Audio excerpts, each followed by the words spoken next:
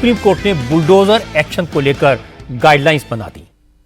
दिल्ली नगर निगम के खिलाफ जमीयत उलमा हिंद की पिटीशन पर आज सुप्रीम कोर्ट का फैसला आया, जिसमें देश की सबसे बड़ी अदालत ने कहा कि बुलडोजर चल सकता है, लेकिन कानून में तय प्रक्रिया का पालन किए बगैर किसी के घर या संपत्ति पर बुलडोजर चलाना असंवैधानिक है, गैर कानूनी है। सुप्रीम कोर्ट ने कहा किसी एक व्यक्ति के अपराध की सजा उसके पूरे परिवार को नहीं दी जा सकती, ये इनह्यूमन है। इस मामले में अफसरों की मनमानी नहीं चल सकती। आज सुप्रीम कोर्ट ने यह भी कहा कि अगर किसी का घर या संपत्ति गिराना है तो उसके मालिक को कम से कम 15 दिन का नोटिस देना जरूरी होगा। मकान मालिक को अपना पक्ष रखने का पूरा मौका देना होगा। पर्सनल हियरिंग, पेशी के जरिए सुनवाई करनी होगी। फिर यह बताना होगा कि उसके जवाब में कमी क्या है और किस आधार पर बुलडोजर चलाना ही एकमात्र विकल्प बचा है। सुप्रीम कोर्ट ने यह भी कहा कि नोटिस देने के बाद घर गिराने तक की प्रक्रिया पारदर्शी होनी चाहिए, ट्रांसपेरेंट होनी चाहिए, रिकॉर्ड पर होनी चाहिए और बुलडोजर एक्शन का पूरा वीडियो रिकॉर्डिंग की जानी चाहिए। Justice B R. गवई और जस्टिस के.वी. विश्वनाथन की बेंच ने कहा, अगर कोई अफसर कोर्ट की गाइडलाइंस की अनदेखी करेगा तो उसके खिलाफ कंटेम्प्ट प्रोसीडिंग शुरू की जाएगी। दोषी पाए जाने पर अधिकारी को अपने खर्चे पर गिराए गए घर को दोबारा बनवाना होगा। सुप्रीम कोर्ट ने आज सख्त लहजे का इस्तेमाल किया। जो गाइडलाइंस बनाई हैं वो बिल्कुल साफ हैं, सारा प्रोसेस तय कर दिया गया है। इससे मुस्लिम संगठनों ने, मौलानाओं ने खुशी जाहिर की और इसके बाद इस मुद्दे पर सियासत भी हुई। अखिलेश यादव, नाना पटोले, अजय राय और संजय सिंह जैसे विरोधी दलों के नेताओं ने योगी आदित्यनाथ पर हमला बोला। का बाबा के बुलडोजर को सुप्रीम कोर्ट ने गैराज में पहुंचा दिया। लेकिन सवाल है, क्या सुप्रीम कोर्ट के फैसले के बाद बुलडोजर एक्शन पूरी तरह बंद हो जाएगा? सुप्रीम कोर्ट ने आज जो गाइडलाइंस बनाई है वो मौजूदा कानून से कितनी अलग है?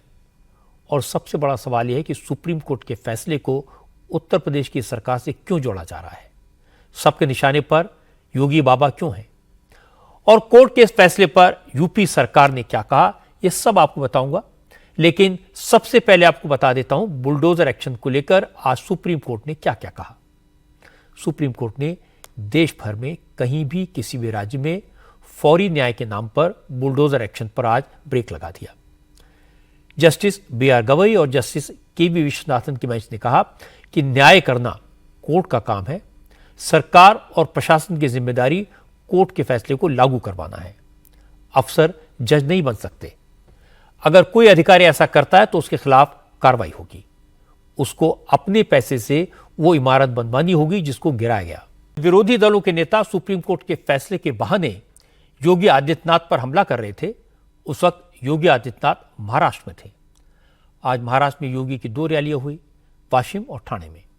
दोनों रैलियों में योगी ने एक बार फिर बटोगे तो कटोगे का नारा लगाया। कांग्रेस पर 70 साल तक हिंदुओं की भावनाओं की अनदेखी करने, हिंदुओं की आस्था के अपमान का इल्जाम लगाया। योगी ने कहा कि मुस्लिम अपीजमेंट के चक्कर में कांग्रेस ने तो प्रभु राम के अस्तित्व को ही नकार दिया। भगवान राम को किस्से कहानियों का काल्पनिक पात्र बता दिया। इससे पहले योगी वाशिम के कारंजा इलाके में थे। इस इलाके को बंजारा समाज का काशी कहा जाता है। पब्लिक मीटिंग में पहले योगी आदित्यनाथ ने पीहरा देवी के मंदिर में पूजा अर्चना की। इसके बाद रैली में योगी ने कहा कि मोदी सरकार ने बंजारा समाज के विकास के लिए बहुत काम किया है। समाज के हर वर्ग की आस्था का सम्मान किया गया है, लेकिन कांग्रेस को सिर्फ मुस्लिम वोट बैंक की फिक्र रहती है। इसलिए इतिहास से सबक लेना चाहिए और ध्यान रखना चाहिए कि जब जब समाज बटा है तब तब कटा है।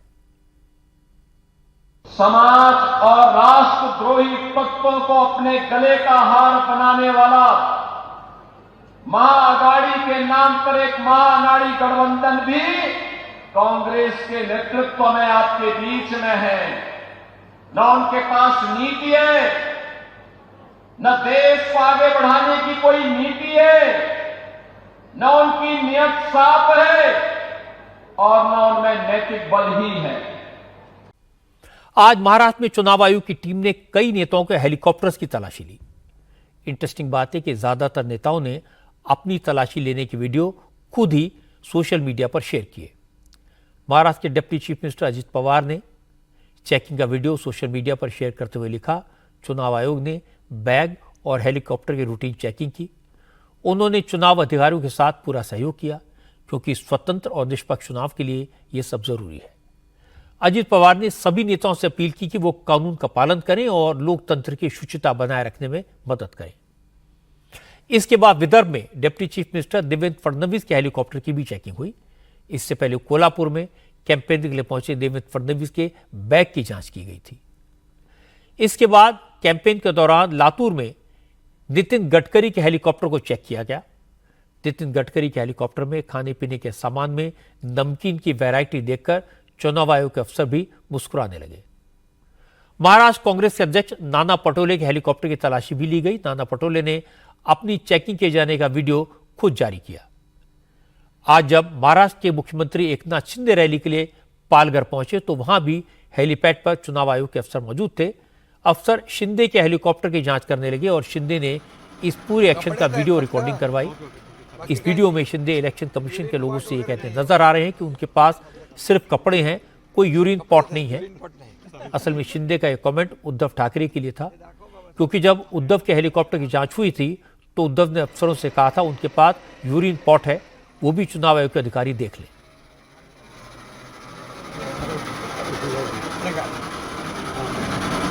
कपडे आहेत फक्त, बाकी काय नाहीये। आज झारखंड में पहले फेज की 43 विधानसभा सीटों पर वोटिंग हो गई। 65% से ज्यादा पोलिंग हुई। आज जिन सीटों पर वोट पड़े उनमें पूर्व मुख्यमंत्री चंपाई सोरेन, झारखंड सरकार के मंत्री बन्ना गुप्ता, जेएमएम के लीडर महुआ मांझी, पूर्व मुख्यमंत्री अर्जुन मुंडा की पत्नी मीरा मुंडा, मधु कोड़ा के वाइफ गीता कोड़ा और उड़ीसा के राज्यपाल रघुबर दास की बहू पूर्णिमा साहू समेत कई बड़े बड़े नेताओं की सीटें शामिल हैं। आज प्रधानमंत्री नरेंद्र मोदी झारखंड में थे। मोदी ने उन इलाकों में रैलियां की जहां सेकंड फेज में वोटिंग होनी है। देवघर और गोड्डा दोनों पब्लिक मीटिंग में मोदी ने कहा, पहले फेज के रुझान से साफ हो गया है कि झारखंड में बदलाव तय है। मोदी ने कहा वो आज वोट मांगने के लिए झारखंड नहीं आए, बल्कि लोगों को सरकार के शपथ ग्रहण समारोह का न्योता देने आए हैं, क्योंकि झारखंड में एनडीए की सरकार बनना तय है।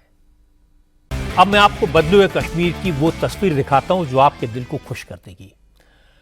कश्मीर में आजकल आर्मी की भर्ती के कैंप लग रहे हैं और देश की सेवा करने के लिए इतनी बड़ी संख्या में कश्मीरी नौजवान पहुंच रहे हैं कि सरकारी इंतजामात कम पड़ने लगे हैं, कैंप की जगह छोटी पड़ रही है।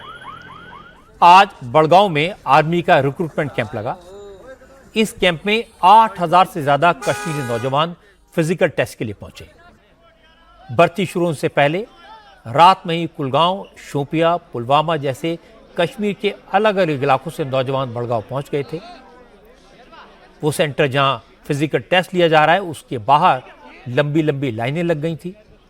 हालांकि भीड़ ज्यादा थी, वहां लोगों को परेशानी का सामना करना पड़ा, लेकिन ये लोग अपनी जगह से हिले नहीं।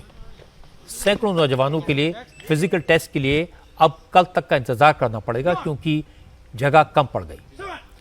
अब उनका टेस्ट कल होगा। इससे पहले 2 दिन बारामूला में भी भर्ती का कैंप लगा था। बारामूला के कैंप में कुपवाड़ा, बांदीपोरा, उड़ी और लोलाब जैसे बॉर्डर इलाकों से 21,000 से ज्यादा कश्मीरी नौजवान पहुंचे थे। दिल्ली और एनसीआर में पॉल्यूशन का लेवल अब जानलेवा लेवल तक पहुंच गया है। हवा सांस लेने लायक नहीं रही। AQI 466 तक पहुंच गया है, यानी दिल्ली की हवा जहरीली हो चुकी है। लेकिन इस वक्त दिल्ली से ज्यादा लाहौर के पॉल्यूशन की चर्चा है। लाहौर में जहरीले धुएं की इतनी मोटी चादर है कि दिन में भी अंधेरा हो गया। पाकिस्तान में पंजाब की चीफ मिनिस्टर मरियम नवाज ने लाहौर में रिकॉर्ड तोड़ स्मॉग के लिए भारत के पंजाब को जिम्मेदार ठहराया। असल में पाकिस्तान के पंजाब सूबे में पिछले 1 महीने से भयंकर स्मॉग छाया हुआ है।